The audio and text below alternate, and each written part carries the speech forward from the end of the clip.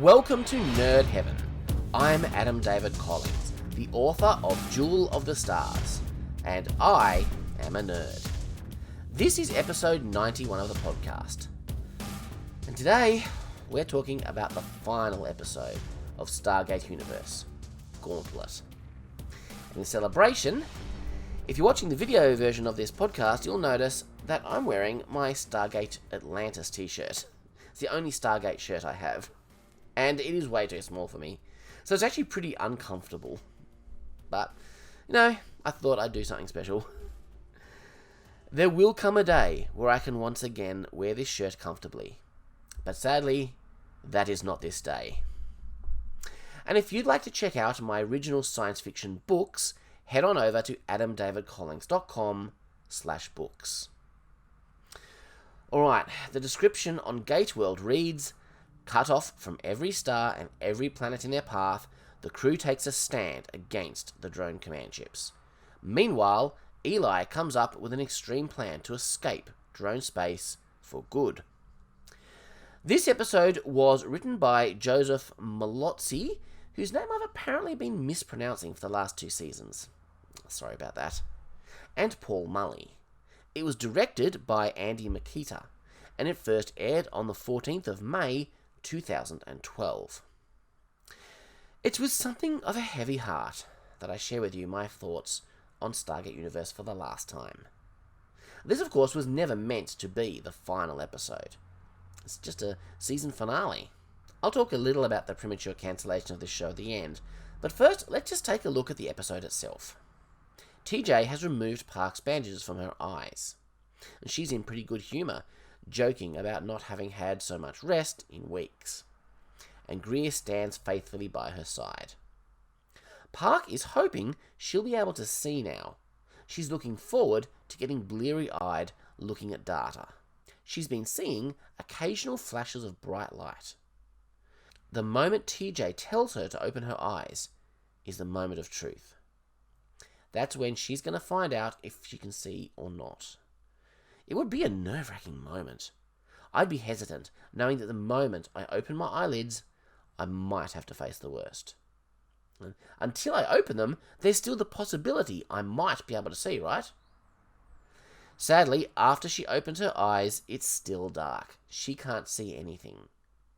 She can't see the light that TJ shines in her eyes. Eli has found a way to track the drone command ships by isolating the subspace frequencies that they use to communicate and plugging them into the ship's long-range sensors. This means that they'll be able to avoid them and find safe star systems to refuel next time they have to. But the news isn't good. The drones are waiting at every gate between Destiny's current position and the edge of the galaxy. Eli sums it up pretty effectively when he says, "We're screwed." On Earth, Rush explains to Telford that going off the grid won't work. The seed ships have already done the legwork and found the needles in the haystack, and plotted a course for Destiny accordingly. So, with drones at every gate, they have no way to get supplies. They've got a month's worth of food. They could really use a supply line from Earth, but the Langarans are still refusing to help. Woolsey continues to push diplomacy, but he's not having much luck. TJ doesn't know if Park's condition will improve. She should have shown some improvement by now. If they don't heal by themselves, there's nothing more that TJ can do. But TJ isn't really thinking about Park. She's thinking about her own death sentence. It sounds like a horrible way to die.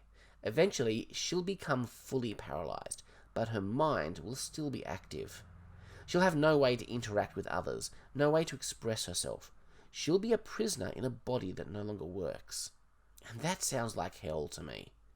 Like, I can't imagine hell being any worse than that. It's horrific. Rush is discussing the possibility of going on the offensive when they need to next resupply.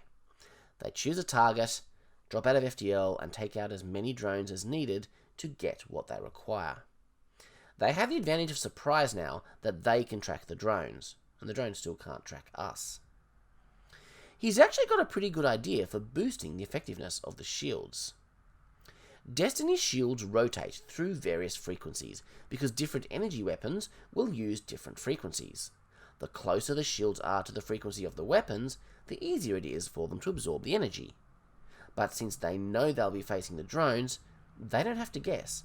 They just tune the shields to the narrow band of frequencies that the drone weapons use. I really like this. It's nice to get some techie details on how the shields work. And it makes sense. You can design something to protect you from a known quantity.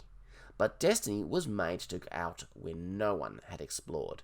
The ancients didn't know what races they might encounter, let alone what kinds of weapons they might have. So they had to invent shields that would protect the ship from unknown weapons not yet encountered. Rush has a clever plan, and it should help the ship to withstand attack in a significantly improved way. They've plotted a course for one of the command ships. They're going to try and jump in, take it out, and jump away. That'll be one less command ship at least.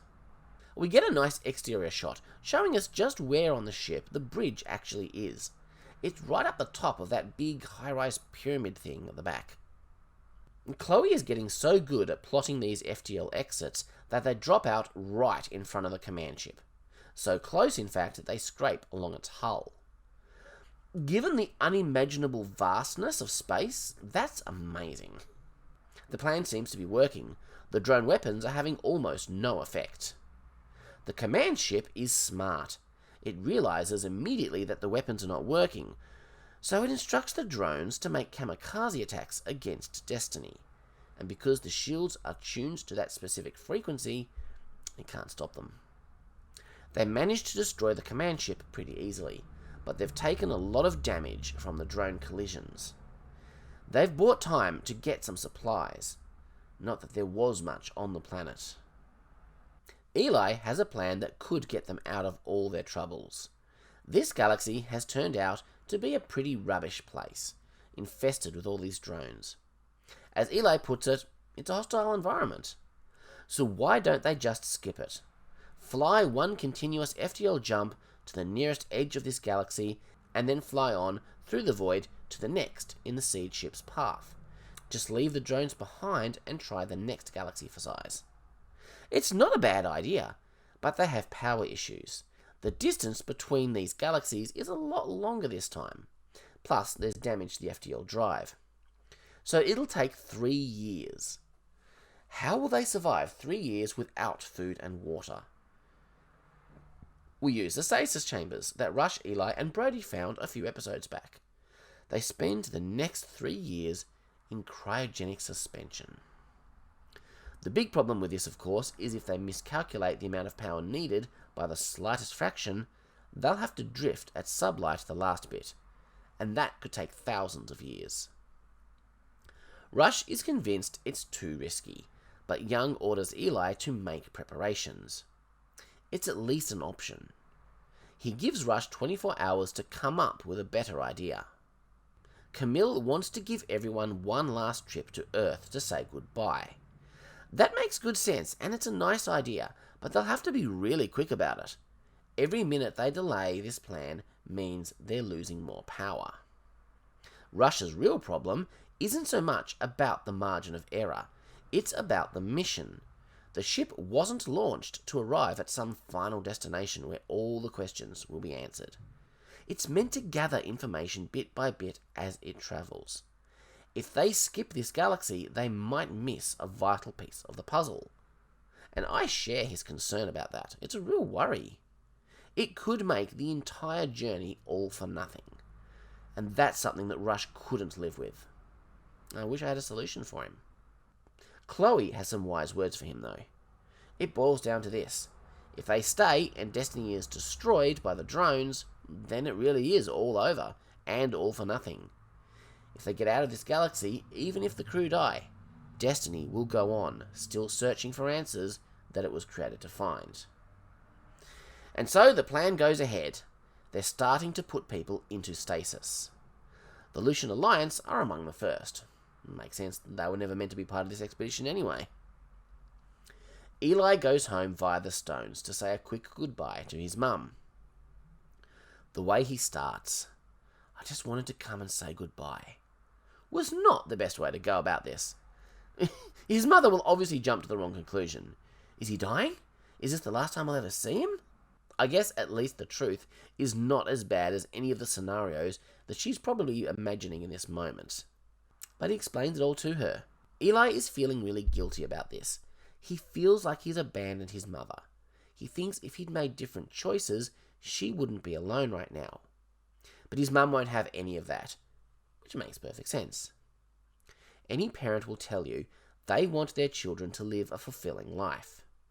Eli is seeing amazing things, living an incredible life. That's all we want for our kids. Of course, there's still the pain. If one of my kids was as far away from me as Eli is from his mum, it would hurt. I'd miss them terribly. But I'd also be glad that they were living an amazing life. Proud of them. The thing is, now that she knows the amazing things that Eli is doing, his mum is a much happier person. Her deep depression is gone. And she has friends in a similar situation. Friends like Sharon, who understand. So his mum asks him that one question. The only question that matters. Are you happy? And despite everything, he is. And that's all she needs to hear. That's good enough for her. This is such a beautiful scene. But Brody and Volker have found a problem. Wouldn't you know it? The last section of pods have taken damage, possibly before they even came on board. They can't bring those pods online. They're not going to have enough for everyone. They're 8 short. In order to repair them, they need metals, alloys, from a planet that's seen a lot of meteor activity. They've found one. It had a gate, but it's locked out. Because it's not habitable to humans. The drones don't know what kind of planet that humans need to survive. They just know this planet has a gate. So, there's a command ship there. Even if Destiny survived the fight, they'd use up too much power. They'd never be able to make it to the next galaxy, which defeats the whole purpose of going. Those 8 people won't be able to survive on the ship. The power needed for life support for 8 people would make them fall short. So they need 8 people to commit suicide for the good of the rest. That's impossibly dark. I couldn't enact a plan like that. I couldn't even ask for volunteers. I just couldn't do it. Could those 8 people try to find a planet to settle on? Maybe. But the drones would find them and kill them anyway. Either way, it's suicide. Park is really worried that Greer is going to volunteer to be one of the 8. And he admits he might do it. But he wouldn't ask 7 other people to do it with him. And he doesn't think Young will do it either. It's funny how my opinion of Greer has changed so much over 2 seasons. He's becoming one of my favourite people on the ship.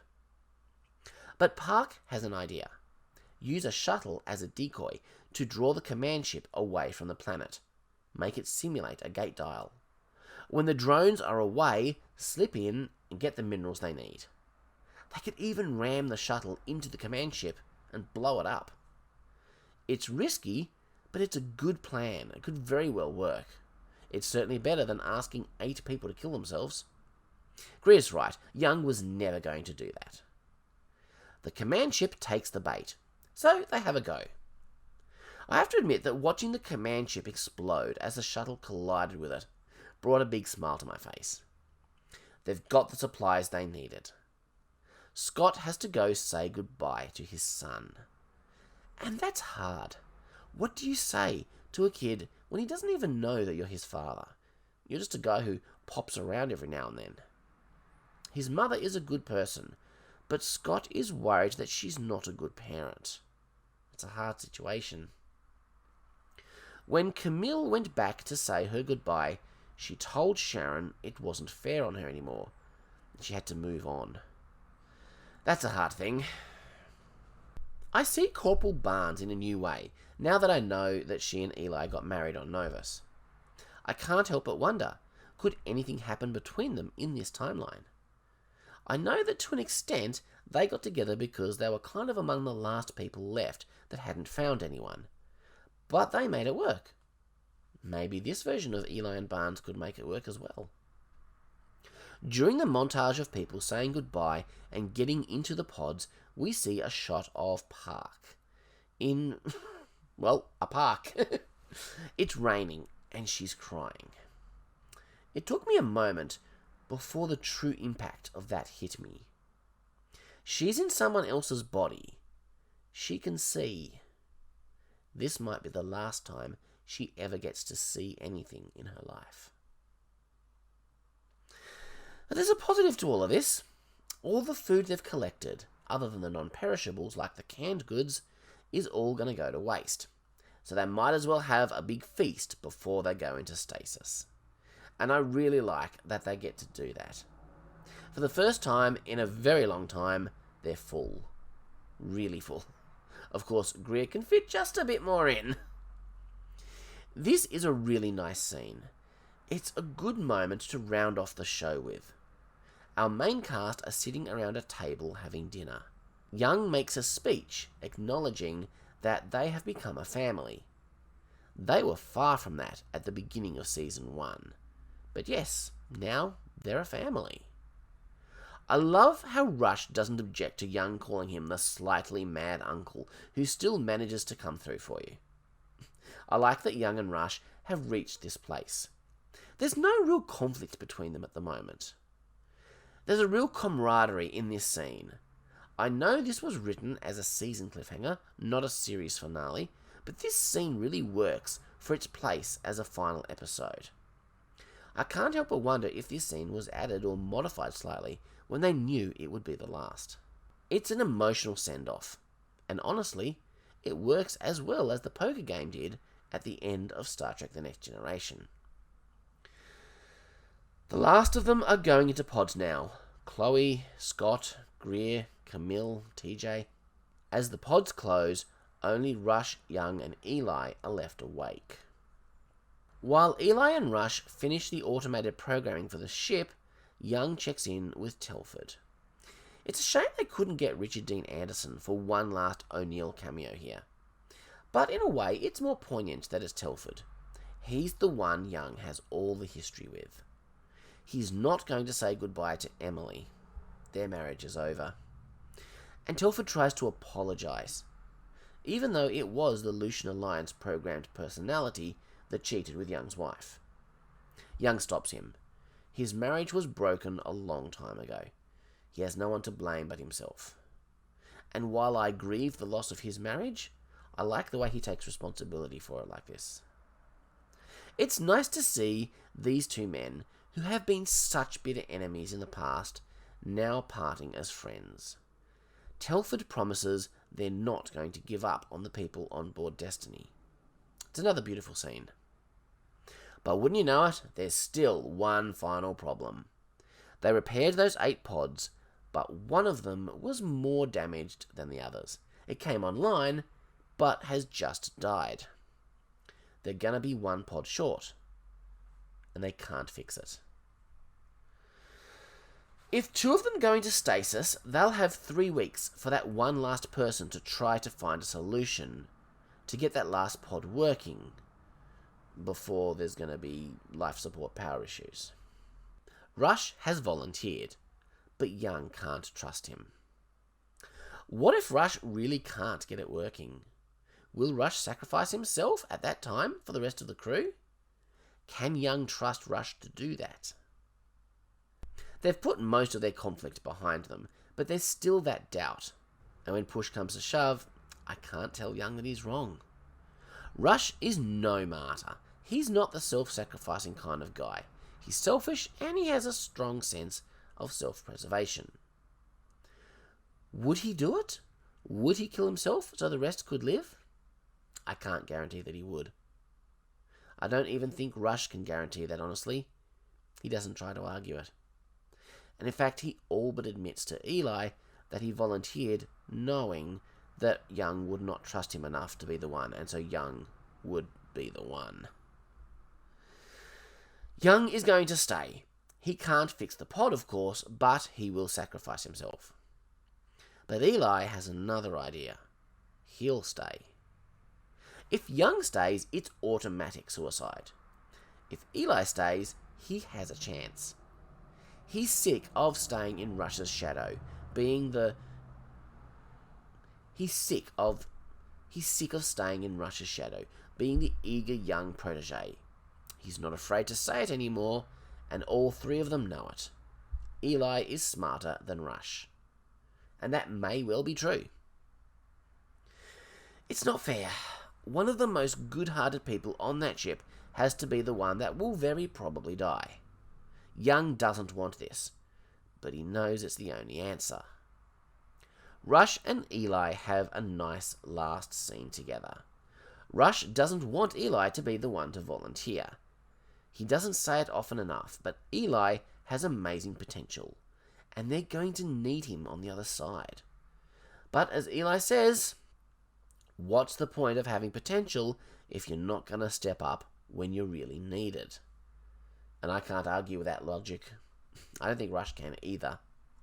I did laugh when Rush says, "You've come a long way from that video game slacker." And Eli says, "You've been pretty much consistent." So Eli puts Rush and Young to bed. And there he is, alone. On a spaceship full of sleeping people, he turns out the lights when they're not needed. He shuts down the Stargate. This is all very symbolic of the show ending, kind of like how JMS turned off the lights on the station on the final episode of Babylon 5. But even more than that, it mirrors the pilot episode, when we first see Destiny and all the lights coming on as we pan through the ship. It rhymes like poetry. And so, there he is on the observation deck, looking out at the wispy blue of FTL. The last man standing. Eli gives a little smile as Destiny sails off into the distance. Now, I've heard some speculation about that smile. Is he just appreciating the wonder of where he is? Or does he have an idea? An idea that will change everything? We don't know. Probably the only person in the world who knows the truth is Brad Wright. I just hope he gets the chance to tell us someday. And so, there ends Stargate Universe. Sounds like Brad had some pretty cool ideas for Season 3. As cliffhangers that ended up being finales, it's not a bad way to go. The whole device of everyone going to sleep for 3 years gave us hope. I remember thinking, well, if they can get themselves sorted out, they can always come back and do another season or a movie in 3 years' time. That'll be a real-time look at when they should all be waking up again. How cool would that have been? Sadly, those 3 years went and became 10 years. We still don't know what happened to the brave crew of Destiny, to Eli. But Brad Wright had plans. I remember him posting online that while the show was over, he was still fighting for something that would let him bring closure. Not a new series, it was going to be a TV movie. SG-1 had enjoyed some good success with TV movies that went to DVD. He wanted to make one that would combine the casts of SG-1, Atlantis and Universe. One big grand crossover adventure to try to bring the crew of Destiny home. Sadly, even that was not greenlit. And so the story was lost to history. So what happened? Why did this show really end? Was it the case, as I've heard some say, that SGU was cancelled because it sucked? Obviously, I don't think it sucked. It's my favourite Stargate series. But did it have lower ratings than SG-1 Atlantis? Given that a lot of fans of the previous shows didn't like it, I'd have to say it probably did. But there was so much more going on at the time. And a lot of any bad ratings were actually probably the fault mostly of sci-fi scheduling and the weird stuff they did to the show. MGM was going into bankruptcy at the time. Stargate Universe wasn't the only thing cancelled because of this. They were dropping like flies. And while the DVD movies had worked well for SG-1, the industry was changing. Direct-to-DVD was no longer a popular thing. Streaming was coming, but wasn't quite here yet. Stargate Universe was this show trying to survive in this weird void between times. Everything was in flux. In the end, I think the show was a victim of timing. The world just wasn't quite ready for it, in terms of audience expectations, but also in terms of how the industry was changing. I will always grieve the loss of this amazing and wonderful show. But despite technically ending on a cliffhanger, I would heartily recommend people watch it. These 2 seasons give you a satisfying experience. It ends on a bittersweet moment, filled with questions and uncertain hope. And that is perhaps fitting for a show with the tone that SGU had. I'd like to say a big thank you to the crew and cast of Stargate Universe for making my dreams come true. Stargate Universe remains to this day my favourite Stargate show, and one of my favourite sci-fi shows of all time. So is there hope of knowing more?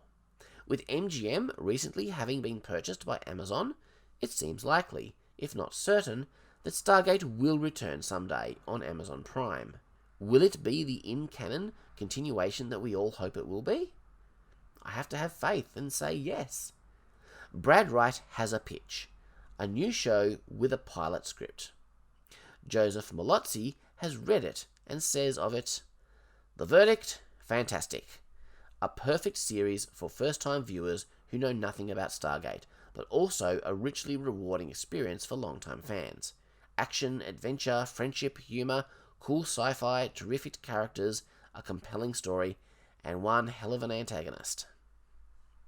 There is a huge fan movement to convince Amazon Studios that they should continue with the existing canon of the last 3 shows, and use Brad Wright's pitch.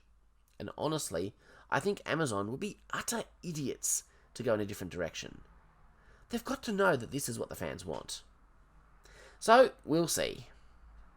Brad Wright has been open about the fact that if he does get his show greenlit, he will address the fate of Destiny, which makes me very happy. So now, we wait. That was Stargate Universe. I hope you've enjoyed my thoughts on this series. I certainly enjoyed watching through it again and recording them. So one question remains. What's next for Nerd Heaven?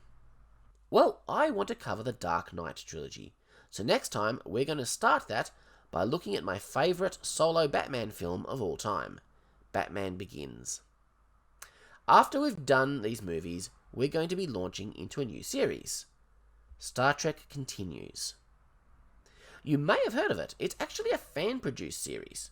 But don't let that put you off. It's fantastic. And it's highly regarded by many, including Rod Roddenberry, the son of Star Trek creator Gene Roddenberry, who says he considers it canon to the original series.